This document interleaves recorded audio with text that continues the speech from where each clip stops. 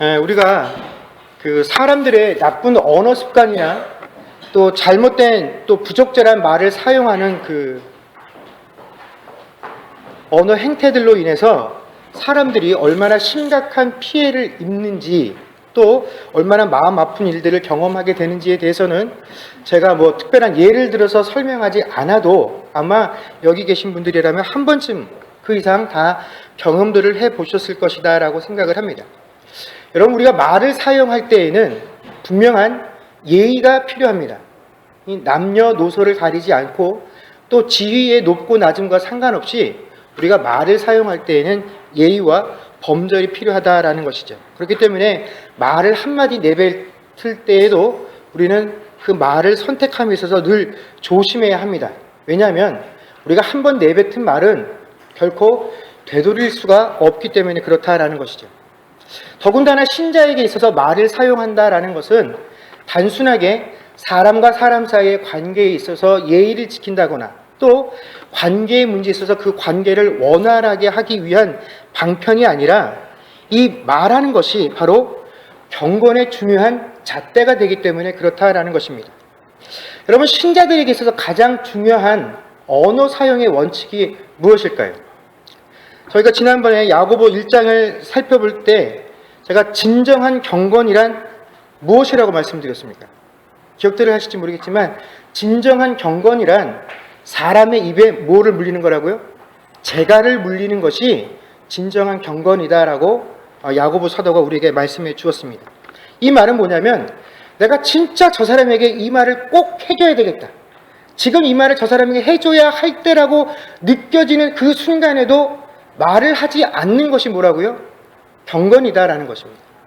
이것이 크리스천들이 말을 사용함에 있어서 가장 중요한 언어 사용의 원칙이다라는 것입니다. 그래서 오늘 본문 말씀에도 보면 1절 말씀에 이 야고보 사도가 우리에게 뭐라고 얘기하냐면 선생이 많이 되지 말라라고 요구를 하고 있습니다. 여러분, 요즘 잘 쓰는 표현 중에 이런 표현이 있습니다. 국민 모모라는 표현들이 있습니다. 그래서 예를 들면 뭐 국민 여동생, 또 국민 배우, 국민 엄마, 국민 아버지, 국민 타자. 자, 이렇게 어떤 자신의 직분이나 직책 앞에 국민이라는 이 칭호가 붙게 되는 것은 그 사람이 그 타이틀에 대해서 아주 대표성을 가지고 있을 때, 또 어떤 해당 분야에서 특정한 위협들을 달성했을 때 아주 독보적인 존재가 되었을 때 그 사람의 타이틀 앞에 국민이라는 칭호를 붙여준다라는 것입니다. 그런데 이렇게 이 국민이라는 칭호가 붙은 사람들의 특징을 저희가 한번 살펴보게 되면 그 사람들 중에 누구도 누군가의 위에 서서 가르치거나 혹은 사회적인 지도자의 위치에 서 있는 사람들 중에 그런 칭호나 타이틀을 얻은 사람은 없더라라는 것입니다. 이 국민이라는 칭호를 가지고 있는 사람들의 그 모습을 보게 되면 누군가에게 보여주려고 하고 누군가를 가르치려고 했던 사람이 아니라 그 가르침을 누구에게 스스로 베풀었던 사람들입니까? 자기 스스로에게 가르침을 베풀었던 사람들입니다. 그리고 자기가 자기 스스로에게 가르쳤던, 자기가 배웠던 그 내용들을 자기가 잘 지키려고 애썼던 사람들, 그런 사람들에게 그 사람들이 그 환경들을 통해서 어떠한 업적을 거두고 나게 되면 그때서야 비로소 사람들이 그 사람에게 국민적인 어떠한 이라는 칭호를 붙여주게 된다라는 것입니다. 여러분, 그렇기 때문에 이 국민이라는 칭호가 붙은 사람들을 보면 결코 자기가 스스로 그런 칭호를 내 앞에 붙이겠다라고 마음먹었던 사람들은 결코 그 칭호를 붙일 수 없다라는 것을 우리가 발견을 하게 됩니다.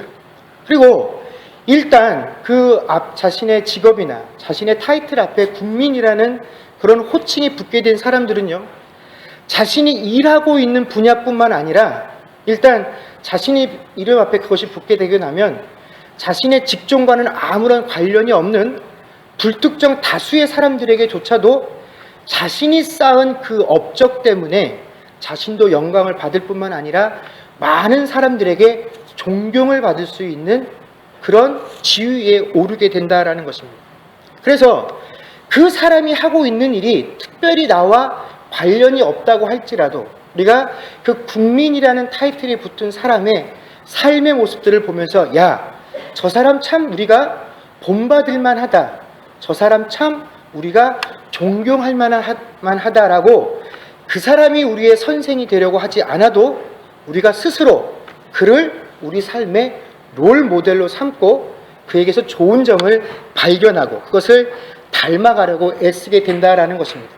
그런데 이러한 삶의 원리들이 이상하게 교회 안에서 성도들에게서는 참 발견되기 어렵다라는 것을 우리가 잘 알고 있습니다. 왜냐하면 그 가장 큰 이유가 이 교회 공동체 안에선 바로 너도 나도 선생이 되려고 하기 때문에 그렇다라는 것입니다. 여러분, 교회 안에서 분명히 가르치는 역할을 담당하는 사람들이 있습니다. 필요합니다. 그 일들을 하는 사람이 누굽니까? 바로 저와 같이 목회자들이 그 일들을 감당하게 됩니다. 또 목회자에게 특정한 교육을 받은 사람들이 그 일들을 위임받아서 교회에서 그 역할들을 나누어 감당하기도 하죠. 그러나 여러분, 제가 여러분들에게 가르치는 사역을 감당하고 있다고 말하는 이 순간에도 제가 여러분들에게 가르칠 수 있는 또 가르쳐야만 하는 그 내용들은 매우 한정적이다라는 것입니다. 여러분, 제가 여러분들 앞에 목사로 서 있다라고 해서 제가 여러분들에게 가르치는 내용은 제가 한 일을 여러분들에게 가르쳐 주는 것이 아닙니다. 제가 이런 일들을 해봤더니 이렇게 좋습니다. 또 내가 이런 일들을 해봤더니 하나님께서 나에게 복을 주셨습니다. 그러니 여러분, 내가 경험한 것들을 여러분에게 말하니 여러분 나를 믿고 따라오십시오 라는 것을 제가 여러분들에게 말씀드리는 것이 아니다라는 것이죠. 제가 여러분들에게 가르치는 내용은 오직 한 가지입니다. 저나 여러분 모두에게 스승은 오직 예수 그리스도 한 분밖에 없습니다. 우리 모두는 그분을 스승 삼아 그분이 가신 길을, 그분이 가셨던 그 삶의 모습들을 따라가고 거기에 다다르는 자들이 되어야 합니다라는 것을 제가 여러분들에게 가르치는 것이다라는 것입니다. 그것을 여러분들이 알도록 하는 일, 그게 제가 여러분들에게 가르침의 가장 큰 목표다라는 것입니다. 그런데 너무 많은 이들이 교회 안에 들어오면 자기 스스로가 스승이 되려고 한다라는 것이죠. 여러분, 스승이라는 것이 뭡니까? 자신의 논리를 가지고 자신이 주장하는 바를 자신들에게 배우는 사람들에게 가르치고 결국은 자신에게 배우는 사람들이 자신의 논리에 따라오게끔 하는 것이 스승의 역할이다라는 것입니다. 그런데 우리가 교회 공동체 안에 공동체로 모여서 이 교회 안에서 무언가를 배우고 교회 안에서 어떤 행사를 행할 때 그 모든 터전이 되는 것들은 무엇입니까? 바로 예수 그리스도께서 흘리신 그 피가, 그 보혈의 공로가 우리가 모든 것들을 행하는 기본 터전이 된다라는 것입니다. 여러분, 그래서 우리 초대교회의 우리 믿음의 선배들과 사도들은요, 믿음의 선배들, 이미 앞서간 사람들이 없었던 그 시대에도 오직 예수님께 들은 것, 예수님께서 보여주신 것을 전하고 예수님께서 남겨주신 그 말씀만을 가르치는 것으로 교회를 성립시키고 지금 우리가 알고 있는 이 교회의 부흥들을 이끌어냈습니다. 지금의 이 교회의 모습들을 만들어내는데 딱 두 가지만 있었다라는 것이죠. 주님께서 보여주신 삶, 그들이 본 주님의 모습, 그리고 주님께서 남겨주신 말씀, 그 두 가지밖에 없었다라는 것입니다. 그런데 지금은 교회 안에 들어오면 예수보다도, 예수님께서 우리에게 주신 이 성경 말씀보다도 우리가 본받고 가르침받아야 할 것들이 훨씬 더 많이 있다라는 것입니다. 우리는 예수님께서 보여주신 삶, 예수님께서 우리에게 약속으로 주신 이 말씀을 알고 이것에 순종하기보다는 우리 앞서간 믿음의 선조들, 그들이 삶을 나갔던 모습들을 더욱더 본받기를 원하고 그들이 보여주었던 삶에서 감동받기를 원하고 그들이 보여주었던 삶을 따라가기를 원하면서 그들의 모습을 자꾸 본받으라고 한다라는 것입니다. 여러분, 그런데 교회가 이것들을 강조하고 이것들을 가르쳐 주는 것은 심각한 자기 오류의 모습들을 보여주는 것입니다. 바로 이러한 모습들이 지금도 곳곳의 교회들에서 이루어지고 있다는 것입니다. 여러분, 물론 우리가 공동체를 이루어서 살다 보면 우리 안에 꼭 신앙적인 문제, 또 교회 생활과 관련된 문제들 뿐만 아니라 여러 가지 삶의 문제들도 우리가 경험하게 되고, 이 삶의 문제들을 해결함에 있어서 우리가 누군가에게 도움을 받고 조언을 구해야 하는 상황들이 발생하게 됩니다. 또 누군가에게 도움을 줘야 할 때도 분명하게 생깁니다. 그런데 우리가 이런 상황에 닥쳤을 때라도 우리가 내 지식과 내 경험을 전달해주는 그 순간에도 우리가 굉장히 조심해야 할 것이 있습니다. 뭐냐면, 내가 경험한 것들, 또 내가 누군가에게 조언으로 주는 그 모든 내용들은 단지 내가 먼저 경험해 보았기 때문에 얻은 것에 불과하다라는 사실입니다. 여러분, 내가 누군가에게 전달해주는 그 나의 경험, 또 누군가에게 조언으로 들려주는 그 내용들은요, 나만 경험한 내용입니다. 내 상황에서 나에게만 허락되어진 일이다라는 것이죠.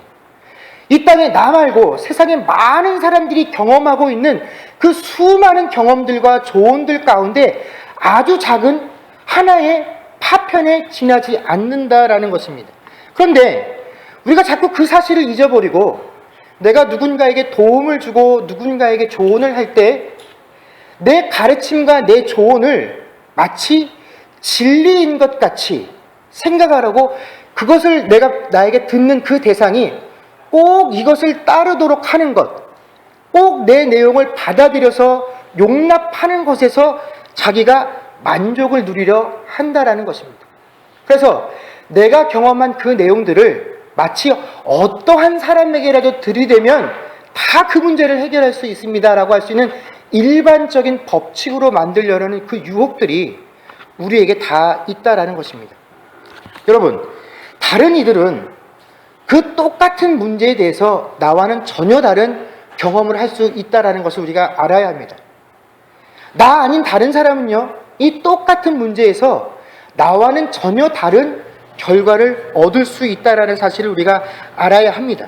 그런데 많은 이들이 자신의 경험과 조언을 진리와 같은 무게로 사람들에게 들이대면서 이것을 지키라라고 이야기를 하고 적용시키려고 하고, 그 사람이 그것을 받아들이지 않으면 마치 뭔가 크게 잘못된 것과 같이 그 사람을 비난하게 되는데, 여러분, 이런 행동들을 하는 것들은 다 무엇 때문에 그렇다라는 것입니까?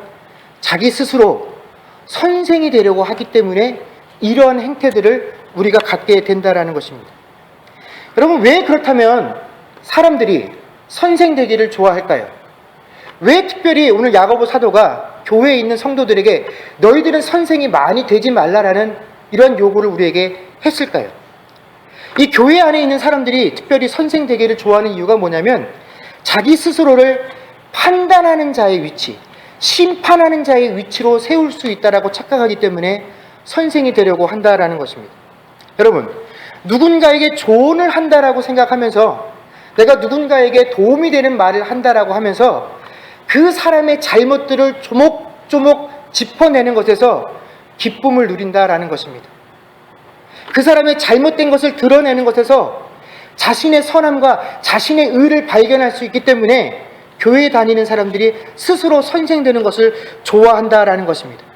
또 누군가가 어려운 상황과 경험들의 그 상황들을 가지고 나에게 달려와서 좀 도움을 주십시오, 좀 가르쳐 주십시오, 당신은 그때 어떻게 했습니까 하는 이 상황 속에서 저 사람이 나를 의존하는 이 상황 속에서 뭘 느낀다는 것입니까? 만족과 즐거움을 느낀다라는 것입니다. 야, 내가 저 사람에게 이렇게 도움이 되는 존재로구나, 저 사람은 내가 없으면 이 문제를 해결할 수가 없어 라는 이 상황 속에서 자기 만족을 누리기 때문에 우리가 선생되기를 좋아한다라는 것입니다. 그러나 야고보 사도는 이런 생각을 가지고 있는 사람들을 향해서 무엇라고 이야기하고 있습니까? 선생은 판단하는 자의 위치에 서게 되는 것이 선생이 아니다라고 이야기를 합니다.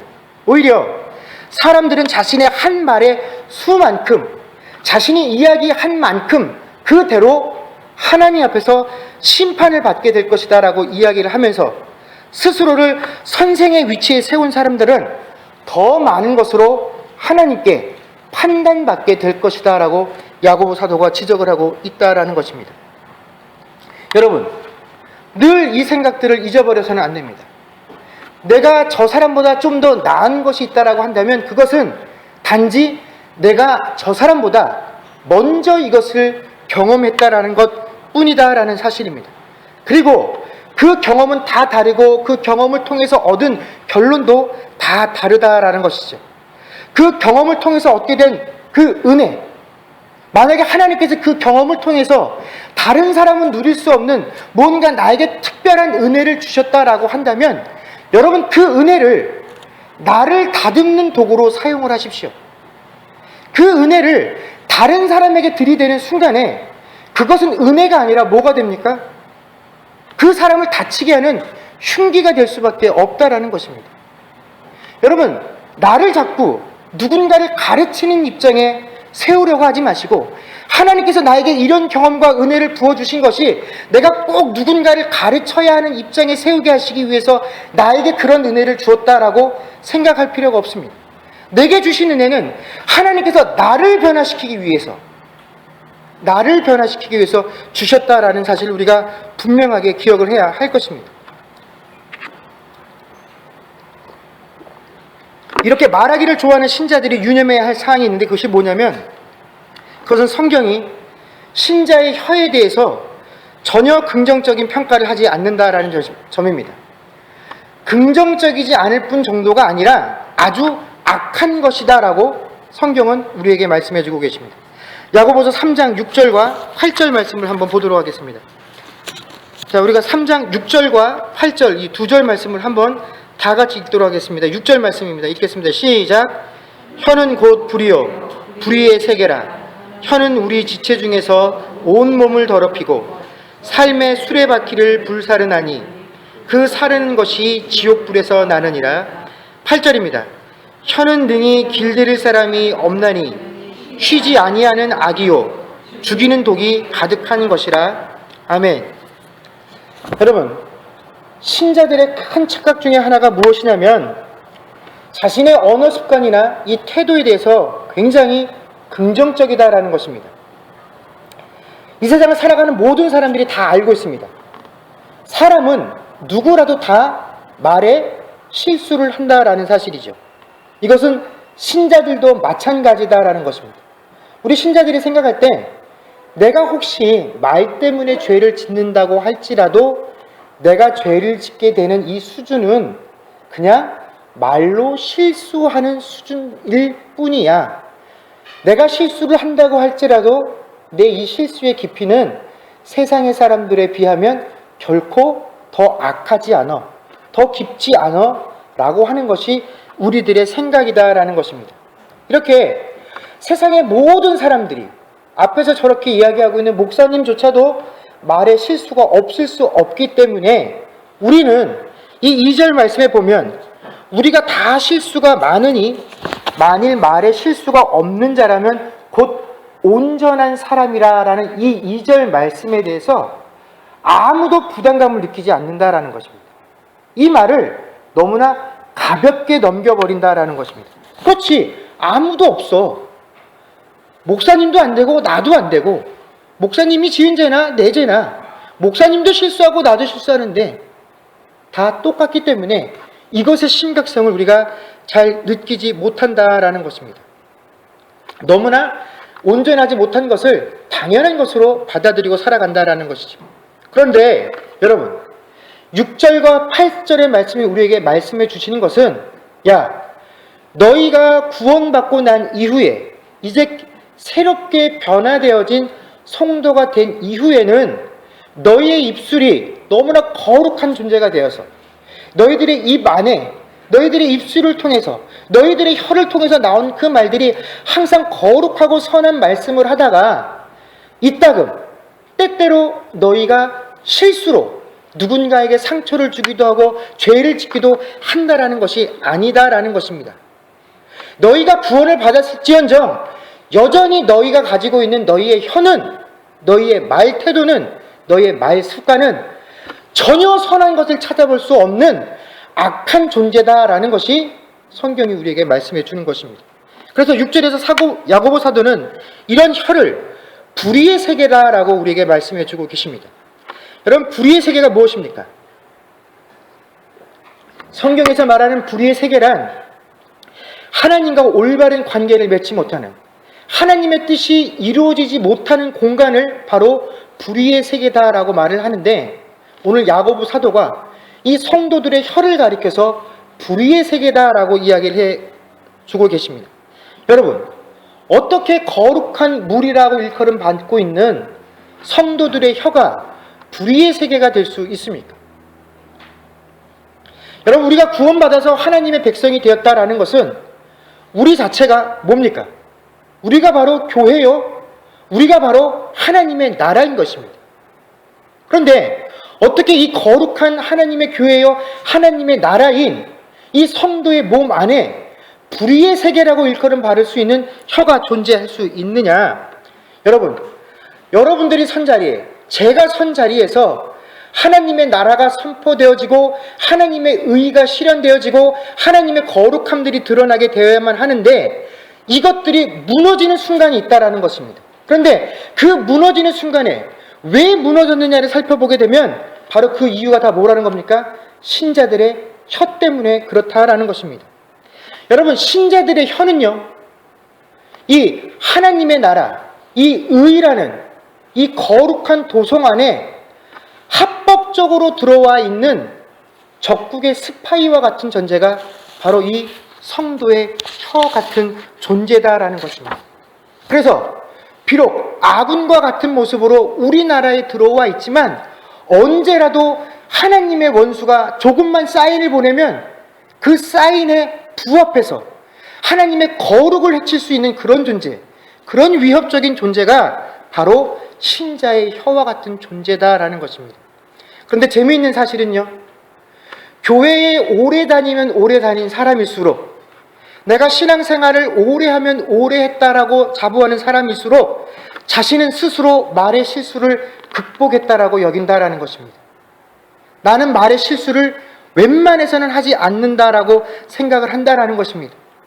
하나님께서는 나에게만큼은 은혜를 부어주셔서 내 입술에는 늘 거룩한 말씀, 사랑과 은혜의 말씀만을 허락하신다라고 생각을 합니다. 그래서 내가 입을 벌려서 누군가에게 조언을 하고 누군가에게 이야기를 하면 그 사람들은 내 입술을 통해서 나오는 말을 통해서 늘 위로받고 힘을 얻고 새롭게 변화되어진다고 스스로 믿게 된다라는 것입니다. 그런데 여러분, 우리가 베드로의 사건을 잘 알고 있지 않습니까? 베드로가 예수님을 향해서 예수님 그렇게 되실 수 없습니다, 예수님이 죽도록 제가 내버려 두지 않겠습니다라고 말했을 때, 여러분, 베드로가 악한 생각들을 가지고 그렇게 했습니까? 아닙니다. 베드로는 진정으로 예수님을 사랑하는 마음으로, 정말로 예수님을 위하는 마음으로 예수님을 향해서 입술을 벌려 예수님 그렇게 하실 수 없습니다, 예수님이 그렇게 되지 않도록 제가 예수님을 지키겠습니다라고 말을 했을 때 예수님이 베드로를 가리켜 뭐라고 했습니까? 너는 사단이다라고 말씀해 주셨습니다. 여러분, 이것이 신자가 가지고 있는 혀의 참 모습이다라는 것입니다. 그리고 이러한 혀로 인해서 유발되는 죄의 결과가 우리의 온 몸을 불사른다라고 가르쳐주고 계십니다. 온 몸을 불사른다라는 건 뭡니까? 이 말의 피해로 인해서 되어지는 결과들의 심각성이 얼마나 넓으냐, 얼마나 광범위하냐를 우리에게 보여주고 계신다라는 것입니다. 그리고 우리의 삶의 수레바퀴를 태운다라는 것은 뭡니까? 이 말로 인해서 되어지는 죄의 결과들은요, 그냥 짧은 순간 안에 한 번 피해를 주고 끝나는 것이 아니라 어떻게 계속해서 돈다라는 것입니다. 그래서 한 번 불사르고 나서 잊혀졌는가 싶으면 어느 순간에 딴 곳에서 또 딴 사람의 입을 통해서 그 문제가 또 불거지고 또 불거지고 해서 영원히 이 혀로 인해서 되어진 죄는, 이 악은 잘 없어지지 않는 것이 바로 이 죄로부터 출발되어진 문제의 핵심이다라는 것입니다. 그런데 무엇보다도 치명적인 문제는, 이 혀로부터 시작되어지는 죄악의 문제점은 뭐냐면 우리의 혀가 우리의 마음과 생각을 반영한 것이다 라는 사실입니다. 여러분 3절과 5절 말씀에 보게 되면 야고보 사도가 몇 가지 비유를 들어서 우리에게 설명을 합니다.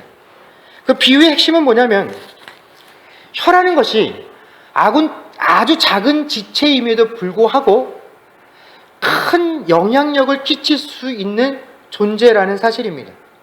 근데 여기서 우리가 주목해야 할 것은 이처럼 작은 혀가 큰 결과를 만들 수 있기 때문에 우리가 조심해야 한다라는 그런 점만은 분명히 아닙니다. 여러분, 말의 입에 물린 재갈을 한번 생각해 보십시오. 재갈만으로는요, 아무런 영향력을 끼칠 수 없습니다. 재갈만으로는 그 말을 어떤 방향으로 유도할 수 없습니다. 말을 진짜 원하는 방향으로 움직이는 것은 뭡니까? 재갈을 잡고 있는 손입니다. 여러분, 손이 재갈을 어느 쪽으로 끄느냐에 따라서 말이 움직이는 겁니다. 여러분, 큰 배를 움직이고 조정하는 것은 키입니다. 그러나 그 키를 조정하는 건 누굽니까? 사람입니다. 결국 그 키를 잡은 사람이 어떠한 생각과 어떠한 목적을 가지고 있느냐에 따라서 키를 움직이고 배는 그 사람의 영향을 받아서 움직이게 된다라는 것입니다. 결국 혀는 뭡니까? 혀가 자꾸 잘못되고 혀가 나빠서 혀가 악한 짓을 하는 것이 아닙니다.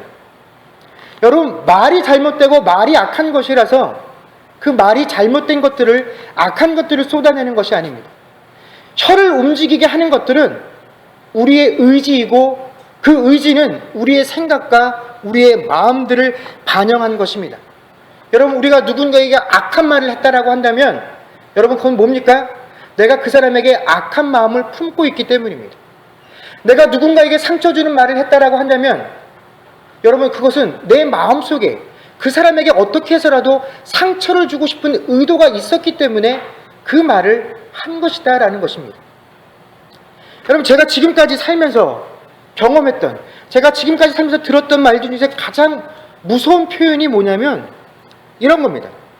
내가 너를 사랑하기 때문에 이런 말을 한다라는 표현입니다. 내가 너를 가족같이 생각하기 때문에 이런 말을 한다라는 이 표현이 사실은 가장 무서운 표현입니다. 그래서 제가 그런 표현과 그런 상황들에 맞는 이야기들을 쓰시면서 누군가에게 이야기를 하는 사람들을 봤을 때 그분들의 이야기하는 내용들을 들으면서 생각하는 게, 야, 저분은 정말로 사랑하는 사람에게 저렇게 말을 하시나? 야, 저분은 정말로 자신의 집에 돌아가서 자신의 가족들에게 이렇게 이야기를 하시나? 하는 의문을 제 마음속에 품게 된다라는 것입니다. 여러분들은 정말 사랑하는 사람들에게 내가 널 사랑하기 때문에 이렇게 말한다라고 말을 하십니까?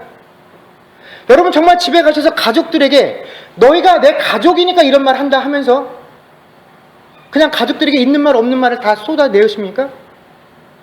여러분, 사랑하기 때문에, 내가 가족이다라고 여기기 때문에 여러분, 말을 더욱더 조심하고 아낍니다. 혹시라도 내가 말로서 그 사람에게 상처를 줬다라고 한다면 어떻게 합니까? 금방 내가 그 사람에게 상처를 줬다라는 것을 인정하고, 야, 내가 잘못했어, 용서해줘, 잊어버려, 내가 어떻게 하면 되겠니? 그 사람의 상처를 씻어주기 위해서 더 많은 노력들을 하게 되는 것, 여러분, 그것이 사랑하는 자에게 말하는 태도이고 그것이 가족들에게 말하는 태도다라는 것입니다. 여러분, 사랑한다라고 말을 하면서 말을 함부로 하고 너를 가족같이 여기기 때문에 말을 함부로 하면서 도대체 우리가 그 말 가운데서 도대체 어디에서 그분의 사랑을 발견해야 합니까? 사랑한다고 말을 하면서 가족이기 때문에 이런 말을 한다고 하면서 상처 주는 말을 내뱉을 때 도대체 그 말의 어느 부분에서 나를 향한 그분의 사랑을 발견할 수 있겠느냐 하는 것입니다. 여러분, 11절의 말씀을 보십시오. 샘이 한 구멍으로 어찌 단물과 쓴물을 내겠느냐라고 야고보 사도가 우리에게 묻고 있습니다. 여러분, 이런 일이 가능합니까? 한 구멍에서 단물도 나올 수 있고 쓴물도 나올 수 있겠습니까? 불가능합니다. 그런데 만약에 한 구멍으로부터, 한 근원으로부터 단물과 쓴물이 동시에 나온다라고 한번 생각을 해보십시오. 여러분, 그 물맛이 어떤 맛이겠습니까? 쓴맛이겠습니까? 단맛이겠습니까? 쓴맛입니다. 여러분, 단 것과 쓴 것을 합쳐보십시오. 우리들의 혀 속에는 쓴맛밖에는 기억에 남지 않습니다. 여러분, 때때로 내가 말의 실수를 한다고 생각하지 마십시오. 그 때때로 하는 말의 실수를 매일매일 날마다 순간마다 사람마다 행하고 있는 것이 바로 신자들이 가지고 있는 우리 혀의 본질이다라는 것입니다. 그리고 이것을 부정할 때 이미 그 사람은 여러분 한 입술로 단물을 내는 그 기능을 못하고 있는 사람이다라는 것입니다. 이제는 쓴물밖에는 내놓을 수 없는 그런 구멍과 같은 그런 샘물이 되었다라는 것을 우리가 잊어서는 안 될 것입니다. 이제 말씀을 맺겠습니다. 여러분, 태초에 하나님께서 천지를 창조하신 후에 사람에게 모든 피조물들을 맡기시고 그것들을 정복하고 다스리라라고 말씀을 하셨습니다. 그래서 실제로 사람들이 모든 피조 세계를 다스려 왔습니다. 그러나 인류가 아무리 발전을 하고 달을 정복하고 우주로 나가고 있는 이 순간에도 인류가 정복하지 못한 딱 한 가지 대상이 있습니다. 뭡니까? 바로 우리의 혀입니다. 여러분, 인류가 죄를 범하게 될 때 그 죄의 유혹에 가장 먼저 반응한 것도 사람의 혀입니다. 그래서 거짓으로 응답하는 것으로 죄로 들어가게 되지요. 여러분, 바벨탑을 쌓고 있는 사람들을 하나님께서 찾아오셔서 그들이 바벨탑을 쌓고 있는 그 이유가 악한 것을 보시고 난 이후에 그들의 마음과 그들의 의도가 악한 것을 확인하신 후에 그들에게 내리신 벌이 무엇이었습니까? 그들의 언어를 혼잡케 하신 것입니다. 뭐 때문에요? 그들의 말이 통하지 않도록 하시기 위함이었다라는 것입니다. 여러분, 그만큼 우리의 혀는 죄와 악을 구체화하는 능력이 있는 아주 무서운 존재입니다. 그래서 신약에 보면 예수님께서 약속하신 성령이 임재하신 그 가장 첫 번째 증거를 무엇으로 보여주고 있냐면 사도행전 2장 4절 말씀에 그들이 다 성령의 충만함을 받고 성령이 말하게 하심을 따라 다른 언어들로 말하기를 시작하니라 라고 되어 있습니다. 여러분, 성령이 우리에게 임하신 가장 큰 증거가 뭡니까? 바로 성령께서 말하게 하시는 것을 말하는 그 혀, 그 변화되어진 혀가 정말로 성령이 임재한 사람의 첫 번째 증거로 우리에게 말씀해 주셨다라는 것입니다. 여러분, 성령에 따라 움직이는 혀를 가진 자가 바로 진정한 믿음을 가진 자입니다. 여러분, 방언을 하라는 것이 아니라 여러분, 우리의 혀는요, 우리의 마음과 우리의 생각의 노예입니다. 우리가 하라는 대로 하는 것이 우리의 혀입니다. 그렇기 때문에 우리의 마음이, 우리의 생각이 늘 하나님께 붙들려 있어야 합니다. 그렇지 못하면 어느 순간에라도 하나님의 원수에게 가장 유용하게 쓰일 수 있는 그 혀를, 그 여러분 악한 무기를 우리가 다 가지고 살아가는 존재라는 것을 결코 잊어서는 안 될 것입니다. 여러분, 우리가 오직 우리의 이 한 입으로 한 가지 소리만 낼 수 있는 저와 여러분이 될 수 있기를 주의 이름으로 간절히 축원합니다. 여러분, 오직 주께서 말씀하시라고 한 그 이야기만 할 수 있는 그 도구가 우리의 입과 혀가 될 수 있는 저와 여러분이 될 수 있기를 주의 이름으로 다시 한번 간절히 축원합니다. 아멘. 기도하겠습니다.